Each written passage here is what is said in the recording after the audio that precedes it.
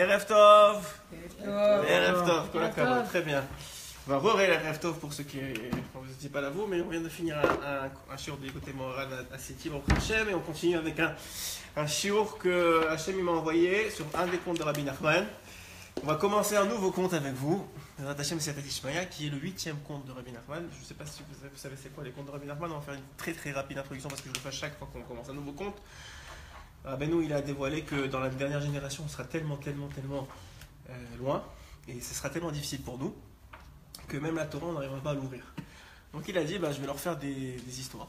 Au moins les histoires, ils ne seront pas challengés, ils ne seront pas remis en question par les histoires. Et deux, ça risque d'être une meilleure façon pour eux d'accéder à la Torah. Aussi, il a caché énormément de secrets dans ces histoires. Il est parti les chercher très très haut dans le ciel. Et c'est des secrets extraordinaires qui sont cachés. Alors évidemment, on n'a pas la prétention aucunement de dévoiler tout ce qu'il y a écrit dedans. Il a dit que celui qui lit les histoires, ça lui fait faire tchouva, sans qu'il s'en rende compte, ça crée une envie de servir Hachem. Il a plein de choses qui lui arrivent sans même les comprendre. La plupart sont très incompréhensibles. Celui que Hachem a choisi pour nous aujourd'hui. Ouais, Hachem il choisit les choses pour nous. Tu savais pas ça? Yaakov, je peux pas t'apprendre ça quand même. Alors, qu'on va faire ce soir, il est quand même assez compréhensible. C'est pour ça que je l'ai fait avec vous, parce qu'on va commencer un compte ensemble qui est assez compréhensible, mais qui a quand même beaucoup d'enseignements et qu'on peut essayer de comprendre. Le principe des contes, c'est qu'on peut donner différentes interprétations à ces contes-là, et en fonction de comment on définit les personnages du conte. Donc moi, on va choisir ensemble une interprétation, qui est celle qui est rapportée par Rabbi Nathan dans l'écoute à la Chot, et par le Papa moi aussi, et par d'autres explications que j'ai retrouvées à travers les différentes études. Que ces paroles de Torah soient l'Elon Nishmat Noam Ephraim ben Rachel, qu'il soit pour la Refoua Shelema de Sarah Talia Bat Efrat Myriam, qu'il soit pour la Refoua Shelema de David Chaim ben Noah, Déborah Bat Esther, Josh Rudy Yosef ben Moshe. Josh Rudy Yosef ben Moshe, Ziv ben Magi, Machlouf ben Abraham, qui soit pour la tzlacha de toutes les femmes qui soutiennent leur mari dans la Torah, en particulier Rivka Bat Esther. Et pour la tzlacha, une tzlacha particulière pour Saouda Bat Nadia, à qui on pense. Et Bezrat Hashem, que tous ceux qui étudient la Torah, tous ceux qui aiment la Torah, tous ceux qui veulent se rapprocher d'Hachem, ils le méritent de le faire. Parce que c'est le but de... C'est un grand mérite. Ça prend un grand mérite et on va le voir. On va voir exactement, c'est une très belle introduction parce qu'on va voir exactement c'est là dont parle le Super Maasiyot. Alors vas-y, on va le lire ensemble. Vous allez voir, au début on va le lire, après ça je vais vous donner qui sont les personnages, comment interpréter le conte, etc. Maaseh berav echad, il était une fois un rave, shelo hayalo banim, qu'il n'avait pas d'enfant. Acharka hayalo ben yachid, après ça, il a eu un fils unique. Vegidel oto, il l'a élevé. Vehissi oto, et il le maria. Vaya yoshev ba'aliyah velamad kederer etzel agvirim, excusez-moi. Et ce fils-là, il habitait à l'étage parce que le Rav, il était capable de lui donner la parnassa et de le subvenir à ses besoins. Donc il habitait à l'étage et il étudiait la Torah comme les gens de valeur. Agvirim, comme les gens de valeur. Vaya lomed ou mitpalel tamid. Il étudiait et il priait tout le temps. Rak shaya margish be'atzmo shechaser lo eze chisaron ve'eno yodea mao. Mais la seule chose, c'est qu'il tout le temps, il sentait qu'il lui manquait quelque chose. Il n'était jamais heureux. Il n'était pas heureux 100%. Il est toujours un peu chêne comme ça, comme certains. Alors il ne comprenait pas pourquoi. Il disait, je ne comprends pas, je me sens toujours un peu manquant. Je ne comprends pas pourquoi les autres ils rigolent tout le temps et moi je ne rigole pas. C'est pas normal. Alors, Shechaserlo Ezer Chisarot, Veno Yadeo Mahou. Il ne savait pas c'était quoi son manque. Velo Aya Margish Ma'am Ta'am Benimudo Tfilato. Il ne sentait pas le goût. Il avait un petit goût, mais il savait qu'il y avait plus que ça à chercher. Il ne sentait pas le goût, et ni de l'étude, ni de la prière. Et il y avait deux jeunes gens de sa connaissance à qui il a raconté qu'effectivement, il étudiait, toute la journée, il priait, mais il ne sentait pas le goût. Ils lui ont donné un conseil. Chez Issa, les Otot Tzadik, qu'il aille chez un certain Tzadik. Les Oto Ben Adal Asa Mitzvah. Sheba Aliada Lifrinat Maor Hakatani. Et ce fils unique, il avait accompli une mitzvah qui le fit accéder au rang de petit luminaire. On va lire à peu près la première page, après ça on va revenir étape par étape pour que vous compreniez comment c'est beau ce qu'il est en train de dire. Évidemment, c'est seulement la surface de la surface. Comme je vous ai dit, on n'est pas des grands kabbalistes. Il y a un livre qui a été apporté par le Rav Shapira sur les contes, qui est tout Alpi Kabbalah. Il t'explique selon les sphirotes, qu'est-ce qu'il veut dire Rabbeinu, c'est un truc de fou. On ne rentre pas dans ça. Il est allé, cet enfant-là, il a dit à son père, il a raconté à son père qu'est-ce que le conseil de ses amis, enfin de ces jeunes gens. Cherche no margish ta'am ba'avodato canal, que lui il sentait pas le goût de sa avoda. Il savait pas pourquoi. Donc il voulait aller voir le tzaddik. Ce tzaddik là dont on lui avait parlé, il lui a dit son père, pourquoi tu vas aller chez lui? Toi tu es un grand érudit, plus que lui sûrement. Mimeno et tu es de meilleure naissance, tu es quelqu'un de bien, mieux que lui. Ça vaut pas la peine pour toi d'aller là-bas.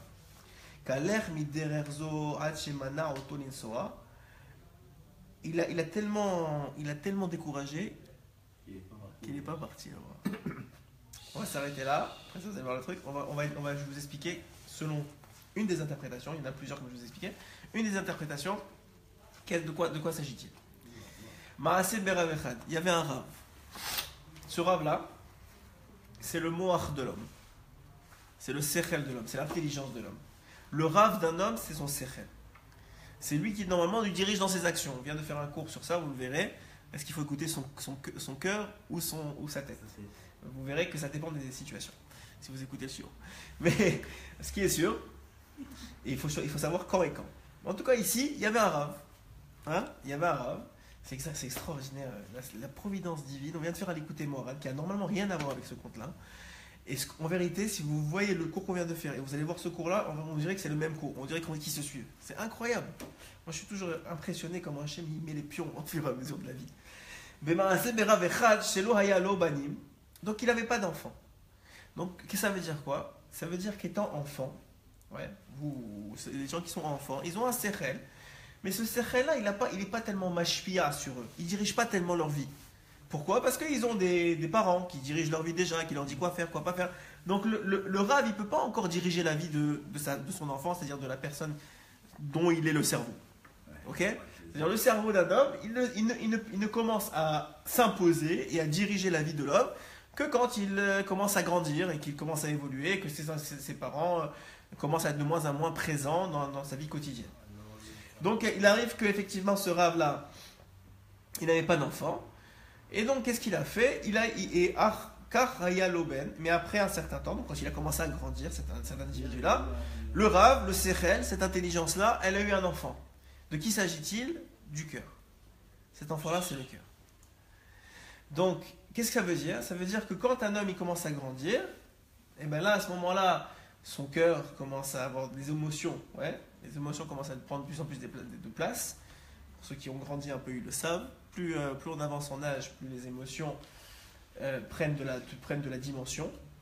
Et c'est pas qu'elles n'en prennent pas quand on est enfant, c'est qu'elles sont camouflées. C'est-à-dire que comme on est tout le temps, fais ça, fais pas ça, on les écoute pas tellement. Mais plus on avance en âge, plus on réalise que effectivement, si on a été bien éduqué, elles prennent de plus en plus de place dans le bien. Et puis si on a été opprimé, pas super bien éduqué, ou on a des parents difficiles, elles prennent le pas sur notre vie quotidienne, et les émotions nous rendent de plus en plus faibles, au lieu de nous faire construire et nous grandir. Et donc, il a eu un fils qui s'appelle ce cœur-là. C'est-à-dire quoi? C'est-à-dire que maintenant, aujourd'hui, normalement, dans un individu normal, comme on l'a déjà expliqué, dans un individu normal, il y a le sechel, la tête, qui vient influencer le cœur. Et donc, c'est comme si c'était son fils, parce qu'il est censé aller selon sa direction. Mais ça, c'est incroyable, c'est exactement le chiffre qu'on vient de faire. Mais ça, c'est seulement dans certains cas, nous dit Rabbeinu, mais les gens, ils croient qu'il faut toujours être comme ça. Il faut toujours que le sechel il dirige le cœur. Mais dans la Avodat Hashem, lorsqu'il s'agit d'étudier et de prier, c'est le cœur qui doit diriger. C'est le cœur qui doit diriger.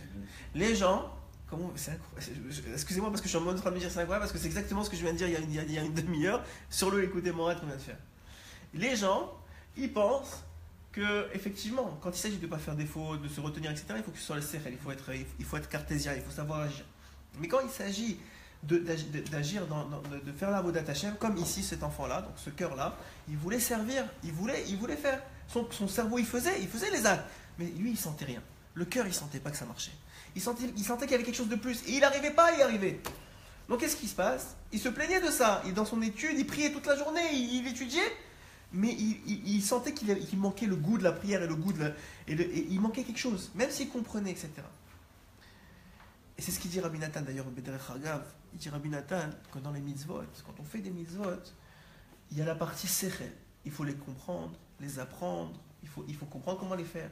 Mais quand on les fait comme le Naaseh Venishma, qu'on a parlé Shabbat.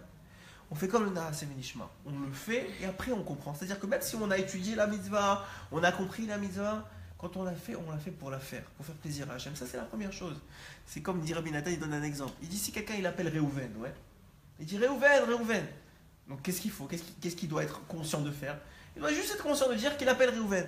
Mais maintenant, si cet individu-là, il se pense très très fort alors qu'il ne l'est pas. Il y en a qui sont capables, mais la plupart d'entre nous, on n'est pas. Il commence à appeler Réhouven, mais dans sa tête, il pense au Resh, et après au Vav, et après au Bet.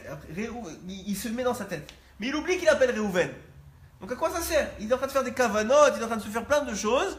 Mais le Icar, qui est le fait de faire l'action, il a oublié qu'il est dans l'action. Il est dans ses kavanotes à lui. Il y en a qui sont capables de faire l'action et de kavanotes. C'est des grands kabbalistes. La plupart d'entre nous dit Rabbi Nathan, il faut d'abord faire les choses avec le cœur. Mais est-ce que ça amène à faire du plaisir alors? Quoi? Quand on fait cette action proprement dite avec le cœur. Ouais. Donc ça veut dire que l'action. Il y a un goût. Oui, bien sûr. L'action même, ça veut dire que ça doit faire du plaisir. Bien sûr, c'est tam. Il dit ici, il marguiche tam. Il faut qu'il sente un goût. Il doit avoir un goût dans la Avodat Hashem. Ça ne doit pas être mécanique. Si c'est mécanique, c'est que le cœur il n'y est pas. Il n'y a que la tête qui marche. Il dit il a commencé à se confier. Il est parti voir des rabbanim, il est parti voir des amis. Il leur a dit, dites-moi, j'arrive pas, je comprends pas, je ressens rien. Il lui a dit, Venatnulo et ça. Ils lui ont donné un conseil. Shisa, le Oto Tzadik, il aille voir un certain Tzadik. Évidemment, là, on parle de Rabbeinu Akadosh. Mais de tous les Tzadikim amétiers, mais en particulier de Rabbeinu. Ve'oto ben Hanal, asa mitzvah. Mais pour aller voir le Tzadik, regardez ce qu'il nous dit Rabbeinu. Il ne nous dit pas, mais en rémèse. Pour aller voir le Tzadik, il faut un mérite. Tu peux pas aller voir le Tzadik juste parce que tu as décidé d'aller voir le Tzadik. Il faut un mérite, que ta femme elle te laisse, qu'elle te soutienne, qu'il y ait l'argent pour le faire, que tout le monde il a des méniotes et des méniotes et des méniotes, ouais. Rabbeinu il dit, donc qu'est-ce qu'il faut? En vérité nous on croit qu'il faut l'argent, il faut la femme, c'est pas vrai. Pour la volonté. Non, même pas il dit Rabbeinu, regarde ce qu'il dit, regarde dans les mots. Veoto ben Hanal, cet enfant là a sa mitzvah, il a fait une certaine mitzvah. Chez Baal Yada qui est venu à travers ses mains, que Hachem lui a offerte, l'Ifrinat Maor Katan, il est devenu un petit luminaire grâce à cette mitzvah-là.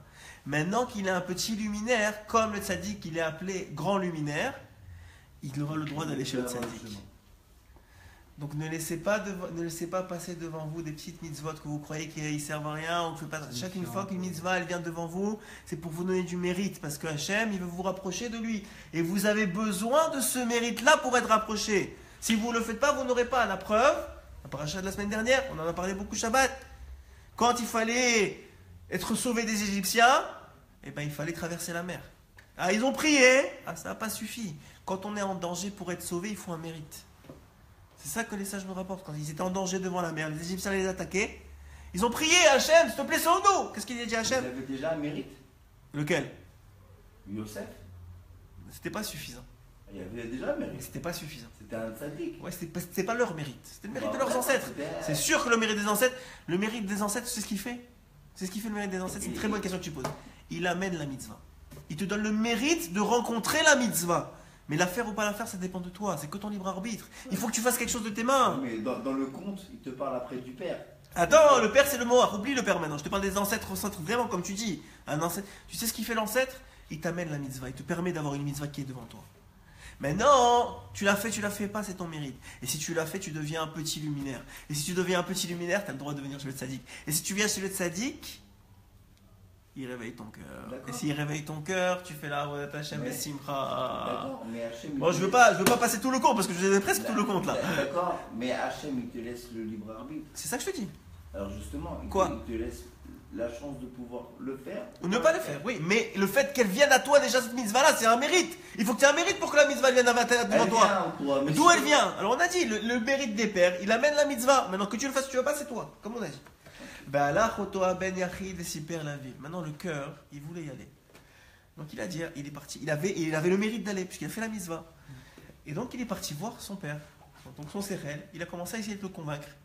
Ouais. Hein? Il a essayé de le convaincre. J'ai dit quelque chose? Non, je dis le Sérel, il lui a dit non. Voilà. Et le Sérel lui a dit, mais qu'est-ce que tu vas aller faire là-bas?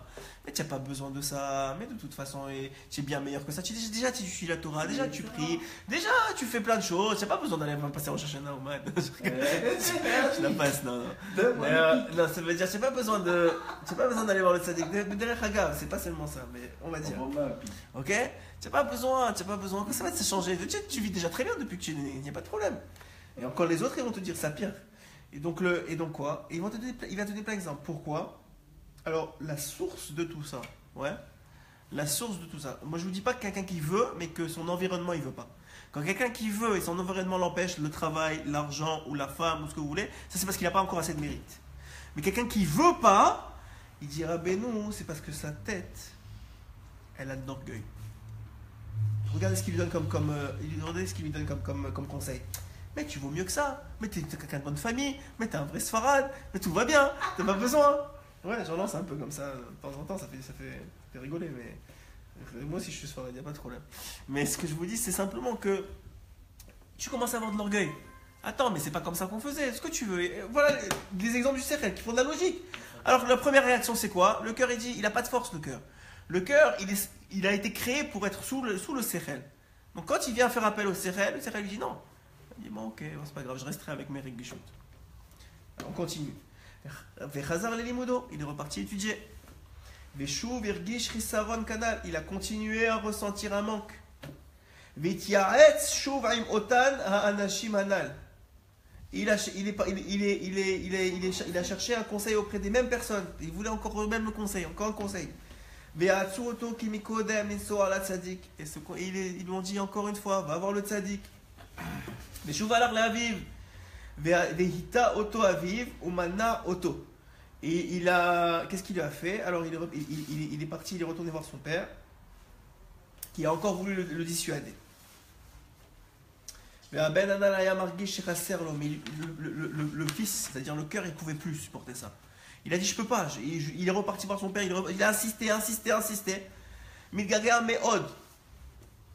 Et le fils, il ressentait un tel manque, les malot resrono velo yada mahu.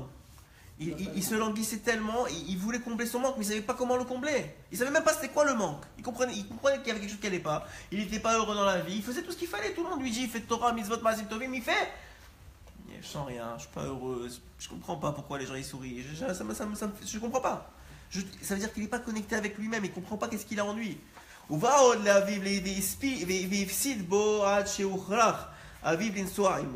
Il alla à nouveau voir son père et insista tellement que ce dernier il a dit ok, je vais venir avec toi. Je te laisse partir, mais je viens avec toi. Donc il avait un mérite. Une fois qu'on a un mérite, c'est une question de temps avant d'y aller. Mais il faut tenir bon. Okay, quand on a le mérite, c'est-à-dire que le mérite il incite la volonté. C'est ça le mérite en vérité. Le mérite il incite ta volonté d'aller. Une fois que tu as la volonté, tu as plein d'obstacles.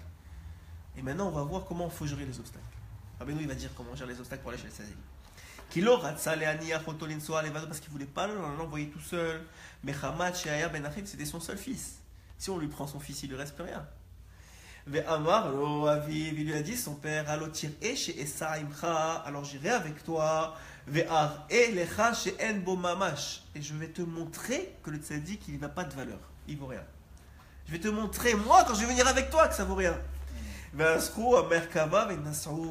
ils ont pris les chevaux et ils sont partis. Amar lo aviv, il lui a dit son père. Basé anassé. Mais il y a une condition. Regardez. Il y a une condition. Je viens avec toi, mais il y a une. Je te laisse partir, je viens avec toi, tout ce que tu veux, mais il y a une condition. Imit keseder. Si ça se passe normalement, on n'a pas d'embûche sur le chemin, homina shamaim, ça veut dire que oui, dans le ciel, on a décidé qu'on a le droit d'y aller. Mais imla, si on a des embûches, et non mina shamaim, ce ne sera pas du ciel, ce sera une preuve que ce n'est pas du ciel, et on revient. Et c'est ça le contraire. En réalité, c'est le contraire. Tu vois comment la logique, elle va au contraire de la réalité. C'est au contraire, si tu as des épreuves et tu as des miniotes et tu as des embûches, c'est justement parce que c'est Mina Shamaim. C'est justement parce qu'il faut que tu aies mégaber sur les épreuves. Et si tu n'as pas d'épreuves, c'est qu'il y a quelque chose qui ne va pas dans l'histoire. Et tu vois comment il a trouvé l'affaire à l'envers. Plus que ça, je vais vous donner un machal que j'ai écouté il n'y a pas longtemps du Baal Shem Tov. Le Baal Shem Tov à Kadosh dit comme ça. C'est un machal sur le Yetzirah. Il dit, c'était un roi. Celui qui a étudié le premier conte avec moi, il sait un peu c'est quoi le machal du roi. Le roi, c'est Kadosh Baruch Hu. Il avait une fille, la fille c'est la Shrina. Il avait une fille et il avait un château. Et il a dit, tout celui qui arrive à traverser tous les épreuves, enfin, tous les étages du château, tout qui monte jusqu'en haut, la chercher. Vous savez, ça a été pris par Disney, là, cette histoire-là. Tout ce qui est après un moment de la chercher, je lui donne ma fille. Alors, la plupart, ils ont commencé. Le premier, c'était un mur. Ils ont commencé à grimper. Il y avait des comment on appelle ça, des pierres pour s'accrocher, etc. Ils ont commencé à monter. Ils ont fait la première étape. Ils sont arrivés au premier étage. Deuxième étape, ils ont vu qu'il y avait un mur, mais il n'y avait plus rien pour s'accrocher. Il n'y avait plus rien pour s'accrocher. Ils commençaient, ils n'arrivaient pas. Il y en a un qui s'accrochait, il tombait. L'autre, il s'accrochait, il tombait. Il a dit, bon, si c'est comme ça, ils sont repartis chez eux. Ils ont dit, c'est n'importe quoi. C'est de la folie, c'est pas possible. Il y en a un. Il a regardé ce mur, il s'est assis, il a commencé à regarder ce mur, il a réfléchi. Et le Baal Shem Tov, il a dit, je comprends pas. Le roi, il nous a demandé que celui qui va monter en haut, c'est lui qui va avoir la fille. C'est sûr, le roi il se moque pas de nous. Donc c'est sûr qu'il y a un moyen de monter en haut. Mais je le vois pas. Je vois pas le moyen, et tout est plat, on peut même pas grimper, il n'y a rien à faire, il n'y a pas de porte, il n'y a rien. Il a dit, j'ai trouvé. Il dit, c'est quoi? Il a dit, c'est pas un vrai mur. C'est juste, ça a l'air d'un mur, mais c'est pas un vrai mur. Qu'est-ce qu'il a fait? Il a commencé à toucher le mur, jusqu'à qu'il a trouvé un passage, il est rentré dedans. Il a traversé le mur. Il a fait le deuxième mur, la même chose. Donc il est passé d'un mur, il a dit quoi? C'est pas un vrai mur. Il a dit, c'est pas un vrai mur. Il est passé d'un mur à l'autre, d'un mur à l'autre, d'un mur à l'autre. Et il est arrivé jusqu'à la fin. Il dit, le Baal Shem Tov Kadosh, c'est ça, comme ça que tu réussiras à gagner le Yetzirah. Si tu lui donnes de l'importance, de la valeur, et tu dis c'est trop dur et c'est impossible, c'est vrai que c'est trop dur et c'est impossible. Mais le Yetzirah, c'est que du vent, c'est que du bluff. Si tu fais pas attention, tu continues dans ta voie et tu le traverses, et tu traverses, à la fin tu vas y arriver. Et on s'arrangera. Alors il lui dit donc ça c'était ce machal et c'est exactement ce que va dans ses mots à lui Rabbeinu va nous dévoiler. Donc il alla voir de nouveau voir son père. Il insista tellement que donc il est parti avec lui, mais il a dit une seule condition, c'est qu'il n'y ait pas de si tu vois qu'on voit que ça va pas normalement, on revient. Évidemment, qu'est-ce qui est arrivé? C'est pas aller normalement. Puisque la vie, c'est pas normal, rien ne va normalement, surtout quand c'est des choses de boucha. Ouais. Alors qu'est-ce qu'ils sont arrivés? Hein? Ils sont arrivés que quoi? Que Venafal sous echad, il est tombé un cheval. Ou Merkava nithapra. Non, ça va, tu peux traduire en même temps que moi. Ve Merkava nithapra. Donc comment on appelle ça? Aide-moi. La carrosse, il s'est renversé. Ils ont vu que ça ne marche pas. Amar lo Aviv, il a dit son père, Ré, tu as vu? C'est pas Kesséder. C'est pas normal ce qui nous arrive. Alors on retourne. Et il est retourné. Mais Chazara ben Lelimudo. Il est reparti sans. Alors ça peut être ça c'est un exemple, mais ça peut être n'importe quoi dans la vie. Hein? On t'empêche. Le Chazara, il est pour toi ce jour, la vérité. Le Chazara ben Lelimudo. J'ai pas choisi, je savais même pas qui était là. Le Chazara ben Lelimudo. Et le fils, il a repris son étude. Veshuv Ra'a, en vérité, il est pour celui qui l'écoute. C'est comme ça. Veshuv Ra'a Chisaron, écoute ça. Veshuv Ra'a Chisaron, Shechaser Lo Ve'eno Yodea. Il est reparti, il n'a pas vu le tzaddik, donc il est toujours avec le même manque. Il ne savait même pas d'où ça venait. Il en avait marre. Bechazar Ifsid Be'aviv, il est encore reparti supplier son père, je t'en supplie, donne-moi une autre chance, viens on y va ensemble, allez, y'en a marre, s'il te plaît, laisse-moi partir. Il a voulu repartir une deuxième fois. Urshenasru et Hamid Aviv Anisayon. Mais quand il est parti la deuxième fois, il a dit la même condition. Si ça va comme il faut, mais céder, il n'y a pas de problème. Si ça va pas comme il faut, on retourne. Il lui a dit d'accord. Venizda même, Keshayu Nosaim. Qu'est-ce qui est arrivé? Comme précédemment, ça s'est pas passé comme il faut. Ouais. C'est pas passé normalement. Qu'est-ce qui s'est passé? Les deux roues du carrosse, elles sont cassées. Et le père, il a dit, tu vois, quand est-ce que deux roues du même carrosse se cassent? C'est pas normal, il faut revenir. Et comme ça, ils sont revenus. Le fils unique, il a repris ses habitudes, il a commencé à continuer à étudier, il a prouvé encore ce manque, il n'en pouvait plus. Les mêmes personnes, ils lui ont conseillé de voyager encore chez le tzaddik. Ça, c'est un chizouk. Tu as toujours des amis qui te disent, viens quand même, viens. Il se présente encore chez son père, il l'implora, il l'a imploré. Alors celui-ci, il a accompagné une nouvelle fois. Il y a des questions? Heureusement, cet homme, il a des... Ah, j'ai pas le chargeur, c'est pas grave. Alors, on va voir assez pour la fin. Et qu'est-ce que je disais? Ouais, alors donc une troisième fois, le fils il a supplié son père, je t'en supplie, viens avec moi, je t'en supplie, on y va encore. Et peut-être c'est juste la nature que les chevals ils tombent et que les roues elles cassent, c'est pas quelque chose d'extraordinaire, c'est pas quelque chose d'exceptionnel. Il a essayé de le convaincre avec ses arguments à lui, de logique. Hein, il a essayé de convaincre le cœur, il a essayé de convaincre son cerveau de ses arguments logiques. Écoute, c'est normal, des fois ça arrive que les affaires ils cassent, ça arrive que les chevaux ils tombent. Il a essayé de jouer son jeu et il a réussi à le convaincre une troisième fois. Et alors, ils ont fait le voyage, ils sont arrêtés à une sorte d'auberge pour y passer la nuit. Et là, ils ont rencontré un marchand. Ils ont commencé à parler avec lui, mais de choses normales, de choses que les marchands ils parlent. Mais ils n'ont pas dit qu'ils allaient partir chez le tzaddik. Parce que le Rav, le Sechel, il avait honte de dire qu'il partait chez le tzaddik. Donc il ne lui a pas dit. Bah yo, tu vois quoi? Hein? Tout simplement parce que le Sechel ne peut pas s'abaisser à dire il y a quelqu'un de plus grand que moi, il va me dire comment servir Hachem mieux que moi, j'ai compris, comment a appris. Il ne peut pas dire ça, le Sechel. Ça, c'est le rôle du Yetzirara. Alors, c'est qui le marchand? Le marchand, c'est le Yetzirara, c'est le Samer même. Le Yetzirara, il est venu maintenant, ça y est. Le Sechel, il lui a dit d'accord. Il lui a dit même si ça ne va pas qu'Ederer, je viens avec toi. Alors lui, il est obligé de venir. Alors maintenant, Yetzirara, il est obligé de venir. Il est obligé de venir. Et le Socher, qu'est-ce qu'il lui dit? J'aurais aimé que David y soit là parce qu'il a fait un rêve il a fait exactement à peu près le même rêve que ce conte en sortant de la chirurgie. L'Omar chez Nisso le auto à Tzadik, je te dis. Lui, il est parti. Hein. Mais d'abord, bon, c'est peut-être grâce. Lui, il est parti.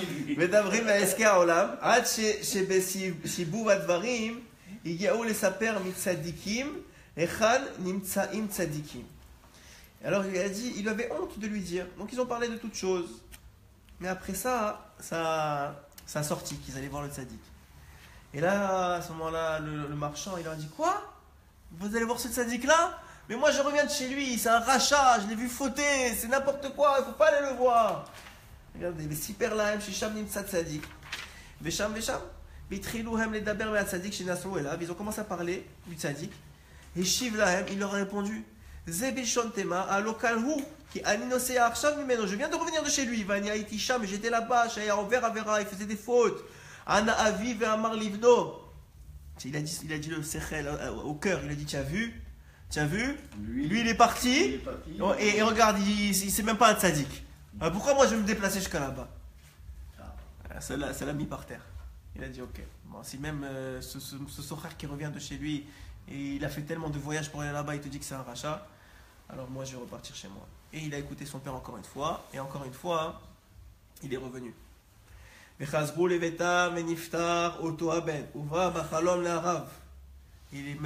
quoi? Ils sont revenus, mais cette fois-ci il était trop tard. Le fils il est mort. Le cœur c'était fini. Le cœur il a laissé tomber. Il a lâché, il a laissé tomber. C'est-à-dire qu'il a laissé tomber dans le sens que ça, il est bon. Alors, c'est devenu une habitude pour l'individu de travailler avec son sécha. Il a dit c'est la normale. Parce que il faut savoir que c'est un mérite de ressentir qu'il y a un manque. C'est un mérite de vouloir servir Hachem avec son cœur. De croire que c'est demander à des gens bien âgés, ils vont me dire oh, bah, on nous a appris comme ça, on a fait comme ça. Ils n'ont jamais avancé dans leur vie, ils sont les mêmes à 20 ans qu'ils ont été à 60 ans, ils ont fait ce que leurs parents ils ont vu qu'ils ont fait ou ce qu'ils ont compris qu'ils ont fait. Et bon, ils arrivent, voilà. Mais c'est un mérite de croire qu'il y a plus que ça, de croire qu'on peut être connecté à Hachem, de croire que quand on fait une fila, on peut s'envoler. Hein? Il faut parler, il y a des beaux doutes, c'est la carotte. En tout cas, il est arrivé à ce cœur-là que ça y est, il est trop tard. Il est revenu, il est mort. Mais ce cœur, il est quand même venu hanter le sechel. Il est quand même venu hanter le cerveau. Il est venu dans son rêve. Ça veut dire dans l'inconscient, c'est ça que ça veut dire. C'est que le cœur, il a dit ça y est, je suis mort, mais il est venu dans l'inconscient du cerveau. Dans son rêve. Le rêve, c'est l'expression de l'intention de l'individu, vous savez. Il a vu que le cœur, il était très très énervé. Il était très énervé contre le père. Il lui a dit pourquoi tu es énervé? Pourquoi tu continues énervé contre moi? Veishiv lui a répondu que s'il était parti voir ce tzaddik là, qu'il voulait aller avec lui, va chez le tzaddik, lui a dit il va te dire pourquoi je suis énervé. Il a dit va chez le tzaddik, tu vas voir pourquoi je suis énervé. Veikitz va marcher Mikrehu. Et il s'est réveillé, il a cru que c'était par hasard. Mikre c'est Rak Me Hashem, vous savez ça. Rak Me Hashem. Mais il était que Mikre, c'est peut-être par hasard ce rêve, je fais pas attention. Ah, mais attends, tu fais pas attention. Il est revenu le rêve. Une deuxième fois, le même rêve. Va marcher au Gamken Khalam Shav. Il lui a dit. Attends, peut-être tu montes le. Il est tombé. On a des problèmes avec la caméra, ça doit être un bon cours. Ça va? C'est pour moi. On a des problèmes avec la caméra, ça doit être un bon cours. Et là pour ceux qui regardent. Il y a un père. Depuis le début? Ah, mais t'es pas longtemps. Incroyable ça, depuis le début, il y a C'est bon. Ah, Zach. Vas-y. Je t'ai dit, à Groyer de Serra sur ce cours, hein? C'est fou, hein? Tu vois, hein? C'est moi. Quoi la caméra? C'est des montages, hein? Bon, vous écouterez en audio. On voit rien. Ah ouais? Là on voit? Le Tiara ne veut pas qu'on. Ouais. Ah, c'est fou, hein? Ouais. Bon, il faut écouter le shiur, il faut pas le regarder, je m'excuse. Hein. Acharka Khalam Lo Od. On va taper sur les doigts d'Acher qui n'est pas là. Acharka Khalam Lo Od. Ve'amar Sheu Gamken Khalom Shav. Il est revenu ce rêve-là une deuxième fois. Jusqu'à 3 fois. Il a dit alors c'est pas possible, c'est pas que du micré, c'est pas que du hasard. 2-3 fois le rêve il revient. Mais Nassar Lesham Ufagam Be'aderer et Socher Shepagam Mikodem Ba'et Shenassar Imbeno. Ve'ikir Oto Ve'amar Lo Halo Atahu She'articha. Alors il a dit ok, moi alors je vais aller voir le tzaddik pour avoir ma réponse. Mais est-ce que le cœur, non, est-ce que le cœur, il avait la possibilité de se déconnecter de son moi? Ouais, il a dit, il est mort. Mort, ça veut dire ça y est, Non, j'interviens plus. Lui continue. Tu peux pas, le cœur, il continue. Et le cerveau, et Rabbeinu, il te dit, si tu veux aller chez le tzaddik, il faut que le cerveau il soit d'accord. Pas le choix. C'est fou, hein. Mais est-ce qu'il n'y a pas une préparation pour que le cœur il puisse influencer tellement fort le cerveau pour qu'il y aille? Torah ou mitzvot, ça s'appelle la préparation, il faut qu'il ait envie. Mais il a envie, ça veut dire qu'il doit faire, il doit s'en sentir un manque. Pour qu'il ressente un manque, il doit faire. Hein? Est-ce qu'il y a une étude précise de ça? Il y a des études qui éveillent plus le cœur que d'autres, c'est sûr. Le Moussard ou les études de Rabbeinu, ça c'est une étude. Ce qu'on fait aujourd'hui, c'est une étude du cœur. Vekiroto ve'amarlo, hallo ata. Et qu'est-ce qui s'est passé? Il est parti donc, le Rav il a dit bon c'est ça, le cerveau il a dit ok je vais aller chez le tzaddik. Et qu'est-ce qui se passe à ce moment-là? Encore le marchand. Il retrouve sur le marchand. Il retombe sur le marchand. Allo atahu sherichicha beoto akaet shete. Tu es bien celui que j'ai vu à l'auberge. Veshivlo bevadai raita oti. Tu as dit oui, c'est moi-même que tu as vu. Ufachat piv. Et en ouvrant sa bouche très large, vers Marlo, imtirtse, si tu veux bien, bolea otra, je vais t'avaler. Alors le Yetzerara, il a dit au Sechel, écoutez bien les mots, si tu veux bien. Il n'a pas dit je vais t'avaler. C'est exactement, ça veut dire, c'est pas un langage de marchand. Le marchand c'est le Yetzerara, c'est le Samer même. Il a dit au Mohar, si tu veux, je peux t'avaler. Mais c'est seulement si tu veux. C'est un secret que donne Rabbeinu sur tout comment le Yetzerara il marche. Le Yetzerara ne peut t'attraper que si tu veux. Si tu veux pas et tu tiens bon, malgré qu'il peut te faire des films devant toi, tu veux pas, il peut rien faire. Mais si tu veux, il peut t'avaler. Du moment que tu fais une petite faute, ça y est, t'as mangé. Si tu veux. Shiv lo zachur ata keshenasa'ata aim bincha uvitrila nafal sus al gagesher.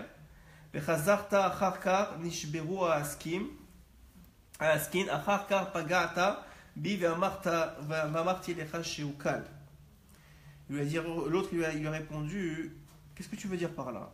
Alors il lui a dit, le marchand, donc le Yetzerara lui a dit, rappelle-toi lorsque tu as voyagé avec ton fils, au début il y avait un cheval qui a trébuché, ensuite les essuie-tout sont brisés, ensuite tu m'as rencontré.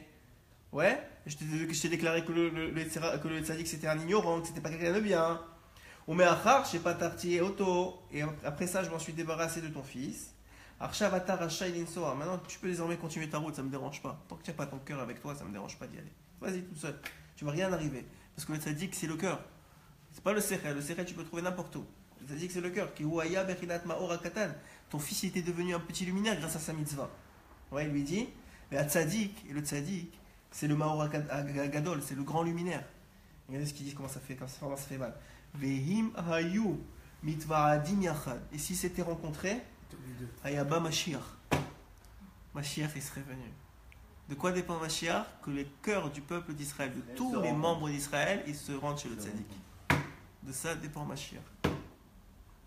De ça dépend Mashiach. Que les Rabbeinu il dit que le cœur d'Israël vienne chez le tzaddik. Chez lui.